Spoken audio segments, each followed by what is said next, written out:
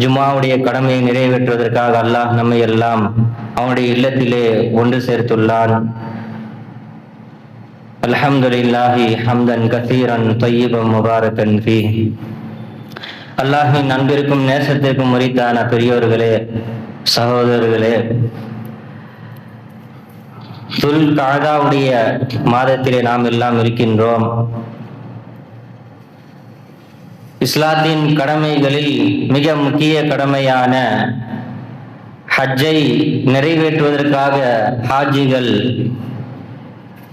எல்லா திசையிலிருந்தும் இறையில்லமாம் காபாவை நோக்கி புறப்பட்டு கொண்டிருக்கின்றார்கள்.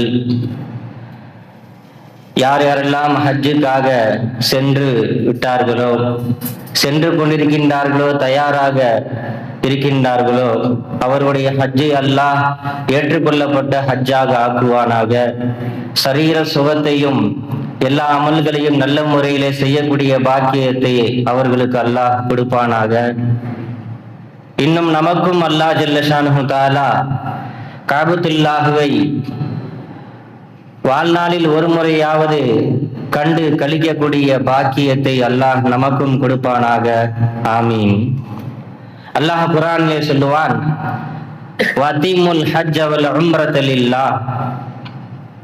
நீங்கள் ஹஜ்ஜையும் உம்ராவையும் அல்லாஹுக்காக செய்யுங்கள், அல்லாஹுக்காக பரிபூர்ணப்படுத்துங்கள் என்று அல்லாஹு தஆலா கூறுவான்.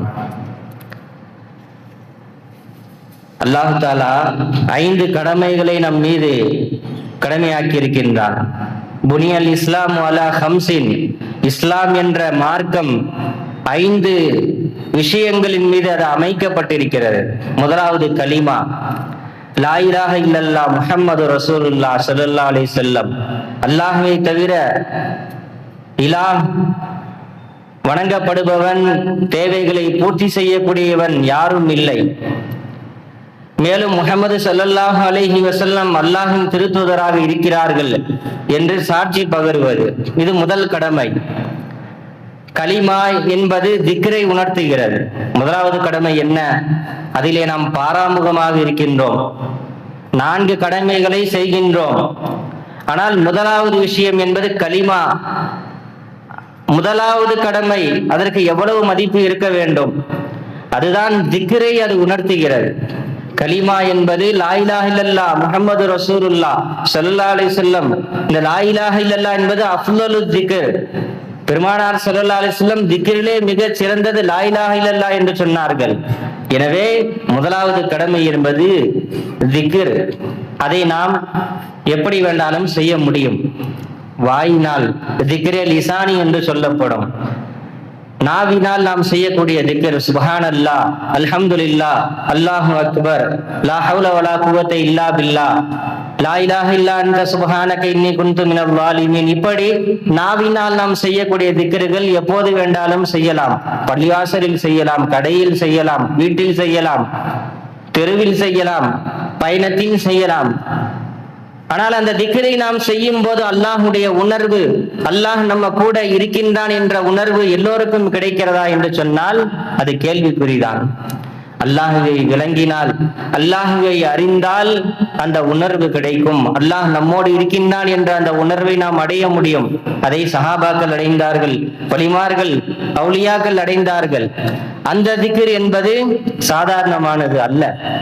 அது உள்ளத்தினால் செய்யக்கூடிய திக்ர் இருக்கிறது, மூச்சினால் செய்யக்கூடிய திக்ர் இருக்கிறது, மறைவான திக்ர் என்று சொல்லப்படக்கூடிய இப்படி திக்ரிலே பல வகைகள் இருக்கின்றது.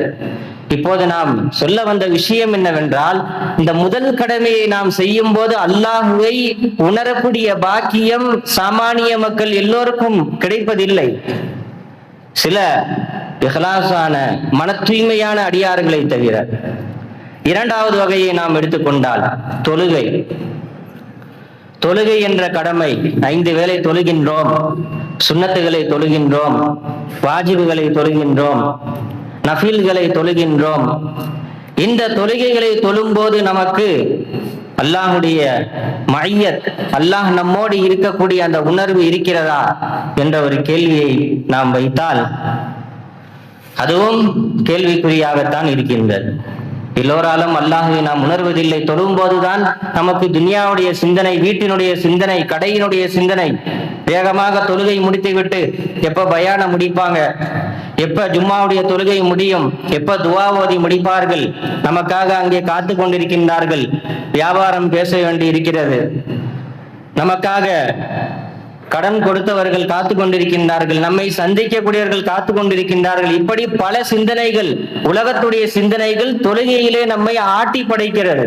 இப்ப தொழுகையிலே அல்லாஹுடைய உணர்வு, அல்லாஹ் நம்மோடு இருக்கின்றான் என்ற உணர்வு எல்லோருக்கும் இருக்கிறதா என்று சொன்னால் சில நல்லடியார்களை தவிர எல்லோருக்கும் அந்த உணர்வு இருப்பதில்லை. இப்போ தொழுகை நாம் பள்ளியில் தொழலாம், வீட்டில் தொழலாம், வேலை செய்யக்கூடிய இடத்தில் தொழலாம், எங்கு வேண்டாலும் தொழலாம். ஆனால் அந்த நேரத்தில் தொழுகையினுடைய அர்கான்கள், கடமைகள், தொழுகையினுடைய நிபந்தனைகள், அதை பேணி தொழ வேண்டும். அது வேறு விஷயம். ஆக தொழுகை என்பது எல்லோராலும் அல்லாஹுவை உணரக்கூடிய பாக்கியத்தை நாம் பெறுவதில்லை. மூன்றாவது கடமை எடுத்துக்கொண்டால் நோன்பு. ரமதான் மாதத்திலே நாம் வைக்கக்கூடிய நோன்பு, அந்த நோன்பை வைத்தாலும் நம்முடைய பெரும்பான்மையான சிந்தனை எப்போது இஃப்தார் வரும், எப்போது நாம் நோன்பு திறப்போம், எப்ப தண்ணியை குடிப்போம், எப்போது நாம் ஐஸாக ஜூஸை குடிப்போம் என்ற ஒரு ஏக்கம் நம்முடைய ஈமானின் பலகீனத்தின் காரணமாக. மையத் இல்லை, அல்லாஹ் நம்மோடு இருக்கின்றான் என்ற அந்த உணர்வு, அல்லாஹுடைய அந்த மையத், அந்த சிந்தனை நமக்கு இல்லாததின் காரணத்தினால் நாம் நோன்பினுடைய விஷயத்திலும் பொடுபோக்காக இருக்கின்றோம்.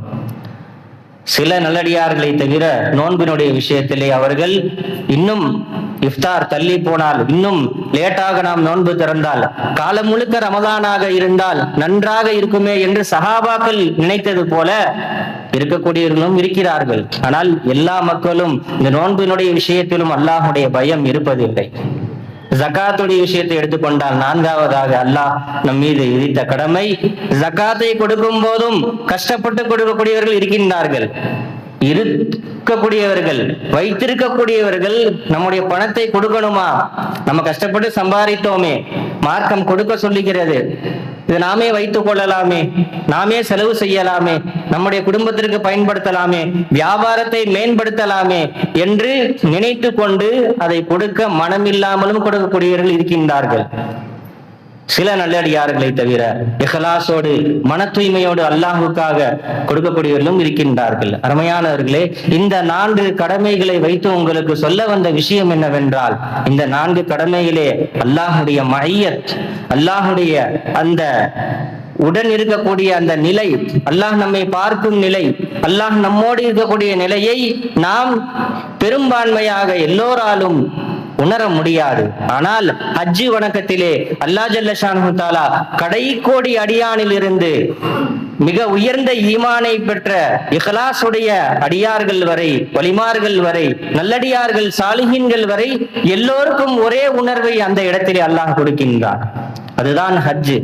இவ்வளவு விஷயங்கள் சொல்லப்பட்டது, அதிலே நாம் அல்லாஹுடைய உணர்வை பெற முடியாது. ஆனால் ஹஜ்ஜிலே அல்லாஹுவை, அல்லாஹுடைய சந்திப்பை தரிசிக்கக்கூடிய அந்த லிகாவை அல்லாஹ் வைத்துள்ளான், எல்லோருக்கும் அதை வைத்துள்ளான். அதுதான் ஹஜ்ஜாக இருக்கின்றது. எனவே ஹஜ்ஜி என்பது ஒரு தனிப்பட்ட ஒரு வணக்கம். மற்ற வணக்கங்களை விட கலிமா, தொழுகை, நோன்பு, ஜகாத், ஹஜ் இவைகளை விட்டும் அது தனிப்பிட்ட ஒரு இபாதத்தாக, உயர்ந்த ஒரு வணக்கமாக இருக்கின்றது என்பதை நாம் விளங்கிக் கொள்ளலாம். அருமையான பெரியோர்களே, சகோதரர்களே, அந்த ஹஜ்ஜை செய்யும் போது இஹ்லாஸ் ரொம்ப முக்கியம். நம்மை ஹாஜியார் என்று சொல்ல வேண்டும் என்பதற்காக செய்யக்கூடாது. அல் ஹாஜி என்று நம்முடைய பெயருக்கு முன்னால் போடுவார்கள் என்பதற்காக செய்யக்கூடாது. இப்ப போடலாமா? போடலாம் தாராளமாக. இப்ப தொழுகைக்கு போடுவதில்லை. இப்ப நோன்பு வைத்தனால இவர் ரமலானில் நோன்பு வைத்தவர்னு சொல்லி பேரை போட மாட்டாங்க.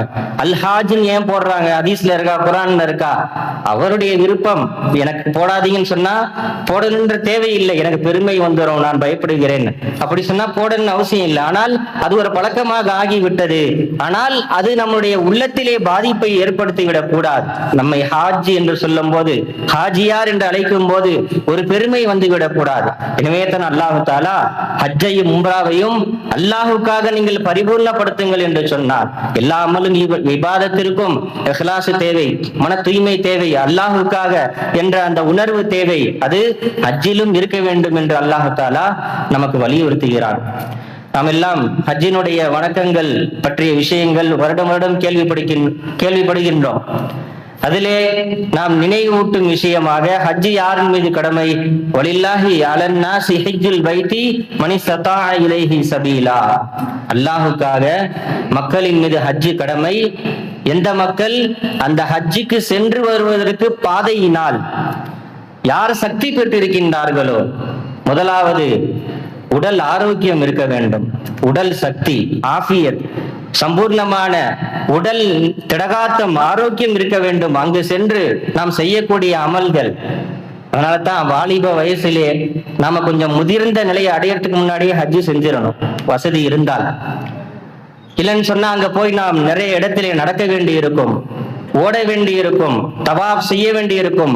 இப்படி பல விஷயங்கள் இருப்பதினால் உடல் ஆரோக்கியம் முதல் நிபந்தனை. நம்முடைய மார்க்கம் சொல்லுகின்றது, முதல் ஷர்த்து நிபந்தனை நாம் சிஹத், உடல் ஆரோக்கியம் இருக்க வேண்டும். இரண்டாவது பொருளாதாரம் நம்மிடத்திலே இருக்க வேண்டும். பொருளாதாரம், நாம் சென்று வருவதற்கு பயணச்சீட்டு, டிக்கெட், விசா, இன்னும் அங்கு ஆகக்கூடிய செலவுகள், இதுவெல்லாம் நாம் பெற்றிருந்தால் நம் மீது வாழ்க்கையிலே ஒரு முறை ஹஜ்ஜு செய்வது கடமையாகும். ஒவ்வொரு வருடமும் ஹஜ்ஜு செய்வது கடமை அல்ல, வாழ்நாளில் ஒரு முறை. உடல் ஆரோக்கியம் இருந்து, இன்னொன்று பொருளாதார சக்தி இருந்தால் நம்முடைய மௌத்துக்கு முன்னால் ஆயுளில் ஒரு முறை ஹஜ்ஜை நாம் செய்ய வேண்டும். பெருமானார் ஸல்லல்லாஹு அலைஹி வஸல்லம் சொன்னதாக ஹஜ்ரத் அபூ ஹுரைரா ரலியல்லாஹு அன்ஹு அவர்கள் அறிவிப்பார்கள். ஸல்லல்லாஹு அலைஹி வஸல்லம் ஹஜ்ஜை பற்றி பேசும்போது, அய்யுஹன்னாஸ் கத் ஃபரதல்லாஹு அலைக்குமுல் ஹஜ்ஜ ஃபஹுஜ்ஜு, மக்களே உங்கள் மீது ஹஜ்ஜு கடமையாகி விட்டது, நீங்கள் ஹஜ்ஜு செய்யுங்கள் என்று பிரகடனம் செய்தார்கள் ஒரு முறை. ஃபகால அக்குல்ல ஆமின் யா ரசூலல்லாஹ், ஒரு சஹாபி கேட்டாங்க, ஒவ்வொரு வருடமும் ஹஜ்ஜு செய்யணுமா? நபி ஸல்லல்லாஹு அலைஹி வஸல்லம் அமைதியாக இருந்தார்கள். இரண்டாவது கேட்டார்கள், அமைதியாக இருந்தார்கள். மூன்றாவது கேட்டார்கள், அமைதியாக இருந்தார்கள். அடுத்து அவர்கள் கேட்கும் போது ஸல்லல்லாஹு அலைஹி வஸல்லம் சொன்னார்கள், ஃபகால லவ் குல்து நஅம் லவஜபத், நான் ஆமான்னு சொன்னா கடமையாகிவிடும். வலமஸ்ததஅதும், உங்களால் செய்ய முடியாது. வருஷம் வருஷம் ஹஜ் செய்ய முடியுமா? முடியாது. எனவே கருணையே உருவான கண்மணி நாயகம் பெருமானார் ஸல்லல்லாஹு அலைஹி வஸல்லம் நம் மீது அவர்கள் கொண்ட இரக்கத்தினால் வாயிலில் ஒரு முறை, வாழ்க்கையில் ஒரு முறை ஹஜ் செய்தால் போதும், வசதி இருந்தால். உடல் சக்தி, பொருளாதார சக்தி. அருமையானவர்களே, இப்ப காபத்துல்லாஹிலே நாம் முதலாக ஹாஜிமார்கள் செல்லக்கூடியவர்கள், உம்ரா செல்லக்கூடியவர்கள் முதலாவது அந்த காபத்துல்லாஹை பார்க்கும் போது அவர்களுக்கு ஏற்படக்கூடிய உணர்வை நமக்கு சொல்லுகின்றார்கள். ஹஜ்ஜுக்கு சென்றவருக்கு தெரியும். அந்த காபத்துல்லாஹை பார்க்கும் போது கண்ணிலே தண்ணீர் வந்து கொண்டே இருக்கிறது என்று சொல்கின்றார்கள். ஏன் இங்கு நாம் அந்த நிலையை பெறுவதில்லை? அல்லாஹுடைய முதல் வீடு, இன்ன அவ்வல பைத்தின் உதிஅ லின்னாஸி லல்லதீ பி பக்கா, நிச்சயமாக இந்த மக்களுக்காக உலகத்திலே வைக்கப்பட்ட முதல் பள்ளிவாசல், முதல் வீடு பக்கா என்று சொல்லப்படக்கூடிய மக்காவிலே இருக்கக்கூடிய பள்ளி, காபத்துல்லாஹ் இருக்கக்கூடிய மஸ்ஜிதுல் ஹராம் என்று அல்லாஹ் குர்ஆனிலே சொல்லுகின்றான். அந்த பள்ளியை பார்க்கும் போது கண்ணீர் பீரிட்டு வருகிறது. கண்ணீரை நிப்பாட்ட முடியவில்லை. கண்ணீர் வந்து கொண்டே தாரை தாரையாக வந்து கொண்டிருக்கின்றது என்று அங்கே உணர்ந்தவர்கள், ஹஜ்ஜுக்கு சென்றவர்கள், உம்ராவிற்கு சென்றவர்கள் சொல்கின்றார்கள். அதுதான் அல்லாஹுடைய மஅய்யத் அங்கு கிடைக்கிறது. சாமானிய மக்களுக்கும் கடைகோடி அடியானுக்கும் உயர்ந்த ஈமானை பெற்ற, நல்ல அமல் செய்த, தக்வாவிலேயே இறையச்சத்திலேயே வாழக்கூடியவர்களாக இருந்தாலும் சரி, பாவியாக இருந்தாலும் சரி, ஹஜ்ஜுக்கு போயிட்டா அங்கு அல்லாஹுடைய திருக்காட்சியை உணரக்கூடிய பாக்கியம் கிடைக்கும் என்பதை நாம் உணர்வுபூர்வமாக விளங்க முடியும். அருமையானவர்களே, அப்படிப்பட்ட இடம் அந்த காபத்துல்லா. ஹஜ்ஜு, இந்த ஹஜ்ஜு என்பது என்ன? கலிமா, தொழுகை, நோன்பு, ஜகாத், ஹஜ், அல்லாஹு தஆலா இதையெல்லாம் உடலால செய்யணும், பொருளால் செய்ய வேண்டும். இப்படியெல்லாம் எல்லா வணக்கங்களையும் அல்லாஹ் ஆக்கி வைத்தான். ஹஜ்ஜும் அப்படித்தான். பொருளாதாரமும் தேவை, உடலும் தேவை, உடல் சக்தியும் தேவை. ஆனால் மற்ற வணக்கங்களுக்கு முன்மாதிரி யாரும் கிடையாது. ஜிக்ருக்கு யாரும் முன்மாதிரி கிடையாது. தொழுகைக்கு ஒரு முன்மாதிரி யாரும் கிடையாது. நோன்புக்கு ஒரு முன்மாதிரி யாரும் கிடையாது. ஜகாத்துக்கு ஒரு முன்மாதிரி ரோல் மாடல் யாரும் கிடையாது. ஆனால் ஹஜ்ஜுக்கு ஒரு ரோல் மாடலை அல்லாஹ் வைத்தான். அதுதான் கலீலுல்லா இப்ராஹிம் அலைஹிஸ்ஸலாம் அவர்களும் அவருடைய குடும்பத்தார்களும். இஸ்மாயில் அலைஹிஸ்ஸலாம் அவருடைய மகனார், இப்ராஹிம் அலைஹிஸ்ஸலாமுடைய மனைவி ஹாஜிரா அம்மையார் அலைஹிஸ்ஸலாம் இவர்கள் செய்ததை ஹஜ்ஜில் செய்கின்றோம். வருடம் வருடம் கியாமத் வரை அந்த காபத்துல்லாஹை இப்ராஹிம் அலைஹிஸ்ஸலாம் அந்த இடத்திலே நின்று துஆ செய்தார்கள். அந்த இடம் இன்று பசுமையானதாக, எல்லோரும் செல்லக்கூடிய, ஒரு உலக மக்கள் வரக்கூடிய ஒன்று சேரும் இடமாக, ஒரு சங்கமமாக ஆகிவிட்டது. இப்ராஹிம் அலைஹிஸ்ஸலாம் அவர்களுடைய கால் தடம் அங்கே இருக்கின்றது. அவர்கள் அந்த காபத்துல்லாஹுவை கட்டியவர்களில் அவர்களும் ஒருவர். வயது யர்ஃபஉ இப்ராஹிமுல் கவாயித மினல் பைத்தி வ இஸ்மாயில். இப்ராஹிம் அலைஹிஸ்ஸலாம் அவர்களும் இஸ்மாயில் அலைஹிஸ்ஸலாம் அவர்களும் அந்த காபத்துல்லாஹுடைய கட்டடங்களை அவர்கள் உயர்த்திய போது என்று அல்லாஹ் குர்ஆனிலே சொல்லி காட்டுகிறான். இப்ராஹிம் அலைஹிஸ்ஸலாமும் காபத்துல்லாஹை கட்டினார்கள். அதனுடைய வீட்டை, அல்லாஹுடைய வீட்டை புறநமைப்பு செய்தார்கள், கட்டினார்கள் என்று குர்ஆன் சொல்லுகின்றது. அவருடைய மகனார் இஸ்மாயில் அலைஹிஸ்ஸலாமும் கட்டினார்கள். கட்டிட்டு துஆ செஞ்சாங்க. ரப்பனா தகப்பல் மின்னா இன்னக அன்த ஸமீஉல் அலீம். யா அல்லாஹ், எங்களை படைத்த பரிபாலிக்கக்கூடியவனே, எங்களிடமிருந்து இந்த காபத்துல்லாஹை நாங்கள் கட்டியதை ஏற்றுக்கொள்வாயாக என்று கேட்டார்கள். அல்லாஹ் அவர்களை ஏற்றுக்கொண்டான். அதன் அடையாளமாக இன்றும் அது ஏற்றுக்கொள்ளப்பட்ட இடமாக அல்லாஹுடைய வீடு அனைவருக்கும் இருக்கின்றது. அதே போன்று இஸ்மாயில் அலைஹிஸ்ஸலாம் அவர்கள் பச்சிளம் குழந்தை தன்னுடைய காலால் அடித்த இடத்திலே ஜம்சம் தண்ணீரை அல்லாஹ் வெளியாக்கினான். ஹாஜிரா அம்மையார் பச்சை குழந்தையை வச்சுட்டு தனியா விட்டுட்டு போயிட்டாங்க. இப்ராஹிம் அலைஹிஸ்ஸலாம் பாலைவனம், புற்பூண்டு இல்லாத இடம், அல்லாஹின் மீது நம்பிக்கை வைத்து அங்கே அவர்கள் இருந்தார்கள். குழந்தை அழுகின்றது, ஓடி ஓடி பார்க்கின்றார்கள். தண்ணீர் திருவதை போன்று இருந்தது. ஆனால் அங்கே இருந்ததோ காணல் நீர். காணல் நீர் நமக்கு தெரியும், வெயில் அடிக்கும் போது ரோட்ல போயிட்டு இருப்போம் வேகமா, முன்னாடி ஏதோ தண்ணி இருக்க மாதிரி தெரியும், ஆனா கிட்ட போனா அங்கு ஒண்ணுமே இருக்காது. அதான் காணல் நீர்.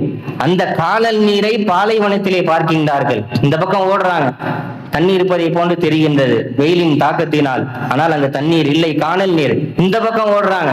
அதற்கு பிறகு அல்லாஹ் ஜல்ல ஷானு தஆலா அந்த பச்சிளம் குழந்தை இஸ்மாயில் அலைஹிஸ்ஸலாம் தன்னுடைய 2 காலினால் அடிக்க அடிக்க அங்கிருந்து நீரை அல்லாஹ் தஆலா பீரிடச் செய்தான். அதுதான் ஜம்சம் தண்ணீர். இப்ப ஜம்சம் தண்ணீரை அல்லாஹ் அவர்கள் காலின் அடியிலே வெளியாக்கினான். அதே போன்று ஹாஜிராமா ஓடிய ஓட்டங்கள், அதை தொங்கோட்டமாக சஃபா மர்வா என்னும் மலை குன்றுகளிலே இன்று ஹஜ் செய்யக்கூடியவர்கள், உம்ரா செய்யக்கூடியவர்கள் சஹீ செய்கின்றார்கள். அங்கு தொங்கோட்டம் ஓடுவார்கள், நடந்து செல்வார்கள். இதுவெல்லாம் என்ன? இப்ராஹிம் அலைஹிஸ்ஸலாம் அவர்களுடைய ஈமான், அவர்களுடைய தியாகத்தினுடைய வெளிப்பாடுதான் ஹஜ்ஜினுடைய வணக்கம். எனவே தன்னுடைய கலீல் நேசர் செய்ததை நீங்கள் செய்ய வேண்டும். என்னுடைய இறை நேசர் செல்வி நபியினுடைய மனைவி ஓடினார்கள், இன்று நீங்களும் ஓட வேண்டும். எனவே ஒரு குடும்பத்தினுடைய, நபியினுடைய குடும்பத்தின் அடையாளத்தை அல்லாஹ் ஜல்ல ஷானுஹு தஆலா இந்த ஹஜ்ஜிலே வைத்து விட்டான். அதற்கு முன்மாதிரியாக இப்ராஹிம் அலைஹிஸ்ஸலாம் அவர்களும் அவருடைய குடும்பத்தார்களும் இருக்கின்றார்கள் என்பதை நாம் விளங்கிக் கொள்ளலாம். அருமையானவர்களே, 3 விஷயங்களை பார்த்தால் இபாதத் என்று பெருமானார் ஸல்லல்லாஹு அலைஹி வஸல்லம் சொன்னார்கள். அந்நதுரு இலல் வாலிதைன், தாய் தந்தையை பார்ப்பது, தாய் தந்தைய கருணையோடு பாசத்தோடு பார்ப்பது, அது வணக்கம். 2வது குர்ஆனை பார்ப்பது, குர்ஆனை திறந்து ஓதாமல் பார்த்தாலே நன்மை. 3வது ஸல்லல்லாஹு அலைஹி வஸல்லம் சொன்னார்கள், காபத்துல்லாஹ்வை பார்ப்பது, தரிசிப்பது, அதுவும் இபாதத், வணக்கம் என்று சொன்னார்கள். நாம் சொன்னது போல காபத்துல்லாஹ்வை பார்க்கக்கூடிய முதல் பார்வை, நாம் அந்த ஹஜ்ஜுக்கு சென்று, உம்ராவிற்கு சென்று அல்லாஹுடைய ஆலயத்தை முதல் பார்வை அதன் மீது நாம் செலுத்தும் போது இப்படி துஆ செய்ய வேண்டும் என்று பெரியார்கள், இமாம்கள் கற்றுத் தருவார்கள். யா அல்லாஹ், நான் என்ன துஆக்கள் இந்த ஹஜ்ஜை முடிக்கும் வரை செய்ய போகிறேனோ, அனைத்து துவாவையும் ஏற்றுக்கொள்வாயாக என்று துவா செய்ய வேண்டும் என்று கற்றுத் தருவார்கள். இப்ப துவா ஏற்றுக்கொள்ளப்படும் இடம் காபத்துல்லா, அல்லாஹுடைய முதல் வீடு. அதை பார்க்க பார்க்க நமக்கு இபாதத் நன்மை, இன்னும் அதை பார்ப்பதினால் அல்லாஹுடைய அந்த உணர்வு, அல்லாஹுடைய நெருக்கம், அல்லாஹுவை நேரடியாக பார்க்கக்கூடிய அந்த உணர்வு நமக்கு கிடைக்கும் என்பதை நாம் விளங்கிக் கொள்ளலாம். இது முதலாவது விஷயம் ஹஜ்ஜிலே. இரண்டாவது விஷயம் அல் ஹஜ்ஜு அரஃபத்துன் என்று பெருமானார் ஸல்லல்லாஹு அலைஹி வஸல்லம் சொன்னார்கள். துல் ஹஜ்ஜில, ஹஜ்ஜினுடைய மாதத்துல பிறை 8ல இருந்து அவருடைய வணக்கம் ஸ்டார்ட் ஆகும். ஹஜ்ஜினுடைய மனாசிக்குல் ஹஜ்ஜி, ஹஜ்ஜினுடைய கிருகைகள் வணக்கங்கள் ஆரம்பிக்கக்கூடிய நாள் பிறை 8, யௌமு தர்வியான்னு சொல்லுவாங்க. அடுத்துதான் பிறை 9 யௌமு அரஃபா, அரஃபாவுடைய நாள். அந்த அரஃபாவுடைய நாள்ல ஹஜ்ஜிக்கு போவாத நாம் நோன்பு வைப்போம், இது சுன்னத்து. ஆனால் ஹஜ்ஜில் இருக்கக்கூடியவர்கள் நோன்பு வைக்க கூடாது, அவங்க நோன்பு வைக்க மாட்டார்கள். அடுத்து 10வது பிறை துல் ஹஜ், பிறை 10 யௌமுன் நஹர், குர்பானி கொடுக்கக்கூடிய நாள் என்று பிரிப்பார்கள். அடுத்து பிறை 11, பிறை 12, பிறை 13, இது ஐயாமு தஷ்ரீக், தக்பீருடைய நாள். அன்று மினாவிற்கு செல்வார்கள், கல்லை ஷைத்தான் மீது எறிவார்கள். ஷைத்தான் மீது கல்லை எறிவதும் இப்ராஹிம் அலைஹிஸ்ஸலாம் செய்தது. இந்த ஹஜ்ஜினுடைய வணக்கம் முன்மாதிரி நாம் சொன்னது போல, ஷைத்தானை கல்லால் அடித்தாது இப்ராஹிம் அலைஹிஸ்ஸலாம். தன்னுடைய மகனை குர்பானி கொடுப்பதற்காக செல்லும் போது ஷைத்தான் வந்து தடுத்தான்.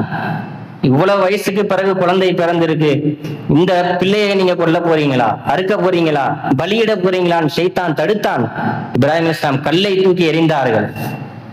அவர்கள் செய்த அந்த செயலை அல்லாஹ் இன்றும் அல்லாஹு தஆலா ஹாஜிகள் செய்யக்கூடிய வணக்கமாக, அமலாக, இபாதத்தாக அல்லாஹ் ஆக்கி வைத்தான். அருமையானவர்களே, ஹஜ்ஜு 3 வகைப்படும் நம்முடைய தீன்ல. ஹஜ்ஜு அப்படின்னா என்ன? அல் ஹஜ்ஜு ஃபில் லுகத்தி அல் கஸ்து, நாடுவது என்று சொல்லப்படும். ஹஜ்ஜு அப்படின்ற வார்த்தைக்கு அர்த்தம் என்னன்னா நாட்டம், நாடுவது. நாம் அல்லாஹுடைய வீட்டை நாடி செல்வது. இன்னொரு அர்த்தம் சொல்லலாம், அல்லாஹுடைய நாட்டம் நமக்கு கிடைக்க வேண்டும். நாம நாடுவது, நாமால் நாட முடியாது. மா தஷாஊன இல்லா அன் யஷா அல்லாஹ், அல்லாஹ் நாடாமல் நீங்கள் நாட முடியாது. அல்லாஹ் நாடாமல் நீங்கள் நாட மாட்டீர்கள் என்று அல்லாஹ் குர்ஆனிலே சொல்லுகின்றான். காசு இருக்கு, பணம் இருக்கு, எல்லாம் இருக்கு, ஆனா ஹஜ்ஜுக்கு போகல. இது என்ன சொல்றது?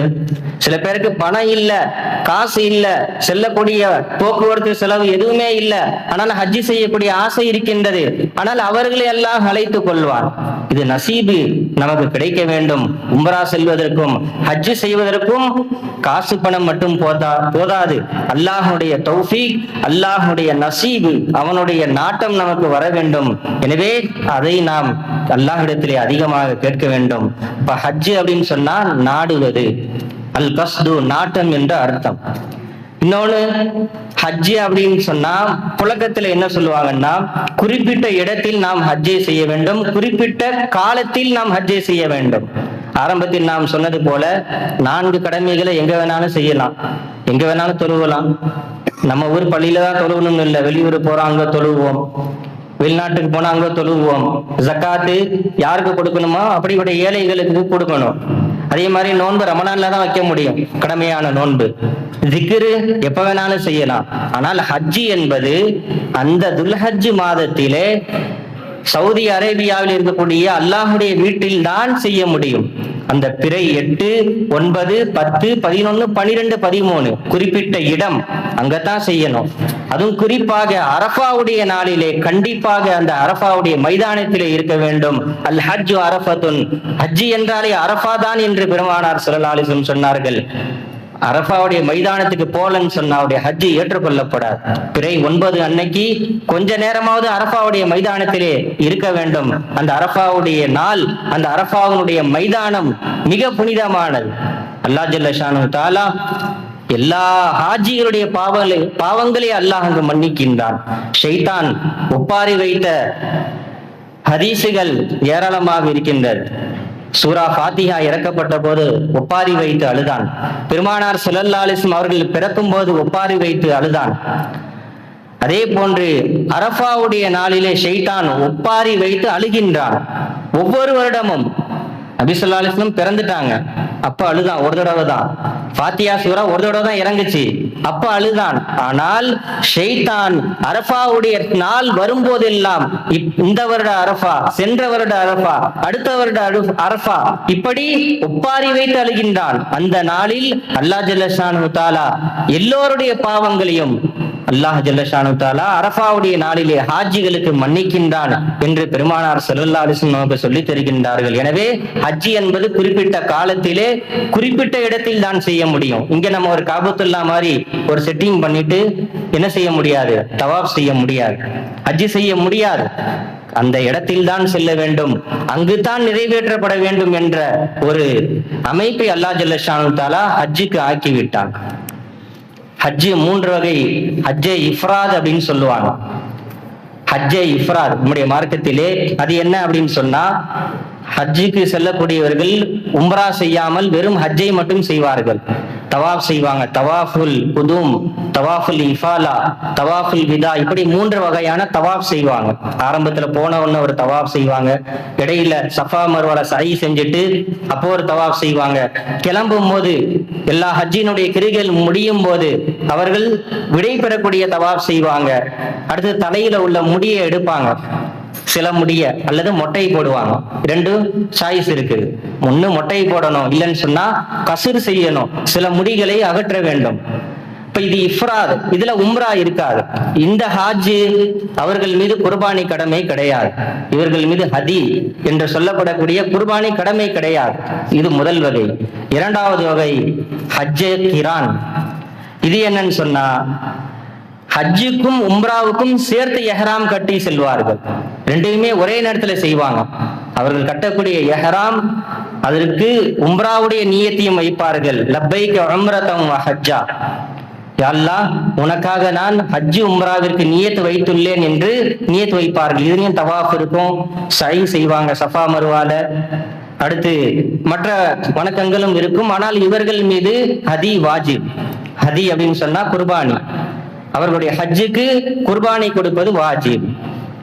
அவர்களும் முடியை எடுக்கணும், இல்லைன்னு சொன்னா மொட்டை போட வேண்டும். மற்ற அமல்களும் இருக்கின்றது, ஹஜ்ஜினுடைய வணக்கங்கள். மூன்றாவது வகை இருக்கின்றது, அது ஹஜ்ஜே தமத்து. மூன்றாவது வகை ஹஜ்ஜே தமத்து. இது என்னன்னு சொன்னா, முதல்ல உம்ரா செய்வாங்க. உம்ரா செஞ்சு உம்ராவுடைய தவாப், சஃபா மர்வால சஹி செய்யறது, தொங்கோட்டம் போடுவது எல்லாம் செஞ்சுட்டு ஹல்கு செய்வாங்க, அல்லது மொட்டை போடுவாங்க, அல்லது முடியை அகற்றுவாங்க. அடுத்து மீகாத் எல்லையிலிருந்து எஹ்ராம் கட்டி ஹஜ்ஜிக்காக தயாராகுவார்கள். முதல்ல உம்ரா செஞ்சுட்டு அதுக்கு பிறகு ஹஜ்ஜி செய்வது, இது ஹஜ்ஜே தமத்து என்று சொல்லப்படும். 3 வகையில எதை வேணாலும் செய்யலாம். எந்த ஹாஜிக்கு எது முடியுதோ அவர்களால் அதை செய்ய வேண்டும். 3ஐயும் சேர்த்து பண்ண முடியாது, ஏதாவது ஒண்ணு செய்யணும். ஒண்ணு செஞ்சா ஹஜ்ஜு தான், அவர்களுடைய ஹஜ்ஜுக்கு கூலியை அல்லாஹ் கொடுப்பார். அருமையானவர்களே, ஹஜ்ஜினுடைய பாக்கியத்தை நாம் சாதாரணமாக கருதக்கூடாது. நமக்கு அல்லாஹ் பொருளாதாரத்தை கொடுத்திருந்தால் நாம் என்ன செய்யணும்? அதை நாம் பயன்படுத்தி ஹஜ்ஜு செல்வதற்கு தயாராக வேண்டும். அந்த ஆசை நமக்கு வர வேண்டும். அல்லாஹுடைய வீட்டை தரிசிக்கக்கூடிய பாக்கியம் கிடைக்க வேண்டும் என்று நாம் துஆ செய்ய வேண்டும். நம்மிடத்திலே செல்வம் இல்லையே, பணம் இல்லையே என்றும் நாம் ஏங்கி நாம் கவலைப்படக்கூடாது. அல்லாஹ்விடத்திலே துஆ செய்தால் கண்டிப்பாக ஹஜ் செய்யக்கூடிய பாக்கியத்தை கொடுப்பான். இப்னு அப்பாஸ் ரலியல்லாஹு அன்ஹுமா அவர்கள் அறிவிக்கக்கூடிய ஹதீஸ், நபி ஸல்லல்லாஹு அலைஹி வஸல்லம் சொன்னார்கள், மன் அராதல் ஹஜ்ஜ ஃபல்யதஅஜ்ஜல். யார் ஹஜ்ஜை நாடினாரோ, நியத்து வைத்தாரோ, அவர் தீவிரப்படுத்தட்டும், அவர் சீக்கிரமா ஹஜ்ஜை செய்யட்டும் என்று சொன்னார்கள். ஏன்? ஃபைன்னஹு கது யம்ரதுல் மரீது, நோய் இன்னும் அதிகமாக கூடும். சின்ன நோய் இருக்கலாம், ஒருவருக்கு அதிகமா சளி இருக்குது, அது அவருடைய இயற்கையிலே இருக்கக்கூடியதாக சின்ன வயசுல இருக்குது, அது பெரிய பாதிப்பை ஏற்படுத்தி விடக்கூடாது. அதனால ஸல்லல்லாஹு அலைஹி வஸல்லம் சொன்னாங்க, ஹஜ் செய்யக்கூடிய ஆசை வந்துருச்சா உடனே ஹஜ்ஜை செஞ்சிருங்க. உங்கள்கிட்ட பணம் பொருளாதார சக்தி இருக்குதா, உடனே செய்ய வேண்டும். இல்லை என்றால் நோய் அதிகமாகி விடலாம், எப்போது என்ன வேணாலும் நடக்கலாம். உங்களுடைய செல்வங்கள் காணா போயிடலாம், பணம் திருடு போயிடலாம், வீட்டுல புகுந்து ஏதாவது கொள்ளை அடிக்கலாம். நீங்க ஹஜ்ஜுக்காக சேர்த்து வச்சிருப்பீங்க, இந்த வருஷம் வேணாம், வியாபாரத்துல ஒரு விஷயம் இருக்கு, ஏதோ கல்யாணம் இருக்குது, அதனால அடுத்த வருஷம் செய்யலாம் நாம் நினைக்க கூடாது. முதலில் ஹஜ்ஜினுடைய பாக்கியத்தை நாம் பரிபூர்ணப்படுத்த வேண்டும். இல்லைன்னு சொன்னா நம்முடைய பணம் காசு தொலைந்து விடும், திருடுபட்டு விடும் என்று ஸல்லல்லாஹு சொல்கின்றார்கள். ஏதாவது ஒரு தேவை உள்ளே குறுக்கிட்டு விடும், உள்ள வந்துடும். நல்லா தான் இருந்திருப்பார், ஆக்சிடென்ட் ஆயிரும், ஏதாவது ஆகிவிடும், ஆபரேஷன் செய்யணும், பணம் இவ்வளவு லட்சம் செலவாகும் சொல்லிடுவாங்க. அவர் ஹஜ்ஜிக்காக வைத்த பணத்தை எடுத்து அப்படியே ஆபரேஷன் கொடுத்துருவார். அதான் ஸல்லல்லாஹு அலைஹி வஸல்லம் சொல்றாங்க, ஹஜ்ஜினுடைய பாக்கியத்தை நீங்கள் நாடிவிட்டால் உடனடியாக செஞ்சிருங்க, தள்ளி போடாதீங்க என்று பெருமானார் ஸல்லல்லாஹு அலைஹி வஸல்லம் அவர்கள் சொன்னார்கள். அதே போன்று இன்னொரு எச்சரிக்கையும் இந்த ஹஜ்ஜினுடைய விஷயத்திலே சொன்னார்கள். யாருக்கு வசதி வாய்ப்பு இருந்தும் ஹஜ்ஜி செய்யவில்லையோ, என்ன வசதி வாய்ப்பு? ஆரம்பத்தில் நாம் சொன்னது போல நாம் சென்று வருவதற்கு உடல் சக்தி வேண்டும், ஆஃபியத் ஆரோக்கியம் வேண்டும், இரண்டாவது பொருளாதார சக்தி வேண்டும். இந்த ரெண்டுமே இருக்குது. அது இருந்தும் ஹஜ் செய்யாமல் இருந்தால் அவன் யூதனாக மரணிக்கட்டும் அல்லது நஸ்ரானியாக கிறிஸ்துவனாக மரணிக்கட்டும், வேறு மதத்திலே அவன் மரணித்து போகட்டும் என்று கண்மணி நாயகம் ஸல்லல்லாஹு அலைஹி வஸல்லம் எச்சரிக்கை விடுத்தார்கள். எவ்வளவு ஒரு முக்கியத்துவத்தை காட்டுகின்றார்கள். ஹஜ்ஜினுடைய பாக்கியம் இருக்குதா, உடனே செஞ்சிருங்க, அதை நீங்கள் தள்ளி போடாதீங்க. இல்லைன்னு சொன்னா செய்ய முடியாத சூழ்நிலை உருவாகிவிடும், வேண்டுமென்றும் செய்யாமல் இருக்காதீர்கள் என்று பெருமானார் ஸல்லல்லாஹு அலைஹி வஸல்லம் அவர்கள் சொன்னார்கள். ரப்பி வர்சுக்னா ஜியாரத்தஹு கப்ல கப்திர் ரூஹி வல் குருஜி என்று நாம் அல்லாஹ்விடத்திலே கையேந்தி துஆ செய்வோம். யா அல்லாஹ், எங்களுடைய உயிர் எங்களுடைய உடலை விட்டும் அகற்றப்படுவதற்கு முன்னால் உன்னை சந்திக்கக்கூடிய பாக்கியத்தை, காபத்துல்லாஹுவை கண்டு கழிக்கக்கூடிய பாக்கியத்தை, உன்னுடைய வீட்டை சுற்றி சுற்றி வரக்கூடிய தவாப் செய்யக்கூடிய பாக்கியத்தை, அதே போன்று பெருமானார் ஸல்லல்லாஹு அலைஹி வஸல்லம் அவர்களையும் மதீனாவிலே ஜியாரத் செய்யக்கூடிய பாக்கியத்தை எங்களுக்கு கொடுப்பாயாக. வாழ்நாளில் ஒரு முறையாவது ஹஜ் செய்யும் பாக்கியத்தை எங்களுக்கு கொடுப்பாயாக. இன்னும் எங்களுடைய குடும்பத்தோடு உம்ரா செய்யும் பாக்கியத்தை கொடுப்பாயாக. கண்மணி நாயகம் ஸல்லல்லாஹு அலைஹி வஸல்லம் அவர்களை கனவிலும் நினைவிலும் தரிசிக்கக்கூடிய பாக்கியத்தை யா அல்லாஹ் எங்களுக்கு கொடுப்பாயாக. ஆமீன். வாஹிரு தஅவானா அனில் ஹம்துலில்லாஹி ரப்பில் ஆலமீன். அஸ்ஸலாமு அலைக்கும் வரஹ்மத்துல்லாஹி தஆலா வ பரகாத்துஹு. கண்ணியத்திற்குரிய ஜமாத்தார்களே, உத்திரமேரூர் வட்டம் காஞ்சிபுரம் மாவட்டத்திலிருந்து பள்ளிவாசனுடைய கட்டமைப்பிற்காக உதவி நாடி வந்திருக்கின்றார்கள். அவர்களுக்காக தாங்கள் முடிந்த உதவிகளை செய்யுமாறு கேட்டுக்கொள்ளப்படுகிறது. சுன்னத்துல் வாதர்கள் தொழுது கொள்ளுங்கள்.